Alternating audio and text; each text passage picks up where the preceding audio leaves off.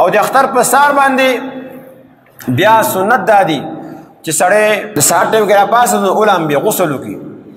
دویم د دې چې کوم ځان نوې کپڑے جوړ کړ دي هغه واچي که نوې نه دي جوړې کړي زړې کپڑے دی هغه چې کوم ښه جوړه ده هغه غسل هغه سنت دي. بیا مسواک کول په دغه ورځ باندې اختر مونځ راتلو نه مخکې دا سنت دي. خوشبو لګول دا سنت دي. او د وړوکي اختر په ورځ باندې د سهار مونځ ته راتلو نه مخکې خوږ څه شی خوړل نبي علیه الصلاة وسلام کجوره خوړله دا خوړل دا سنت دي. بیا په لارې باندې یوې لارې باندې راتلل او بلې باندې تلل دا سنت دي.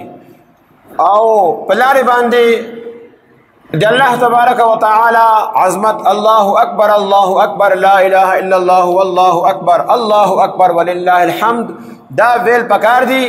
لیکن روح आवाज سره وړوکي اختر کې روح आवाज سره په لارې باندې ویل پکار دا سنت دي.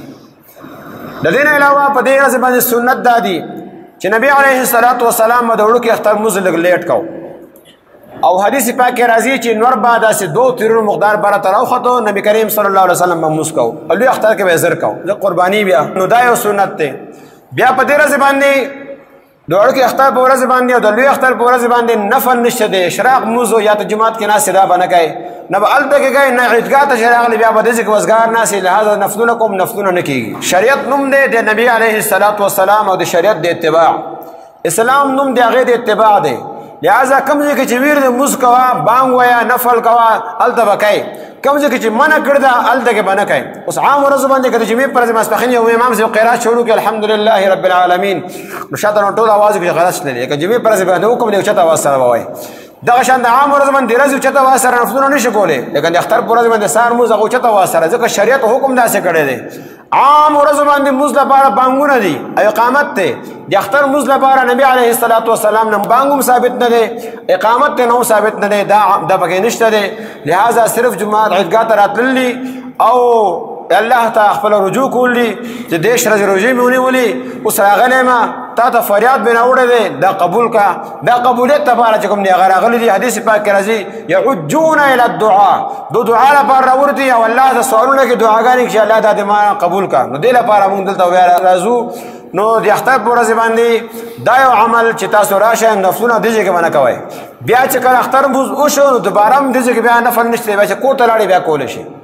نور د اختر پر ورځ باندې کور کې هم نفلونه نه کوئ دلته هم نه کوئ.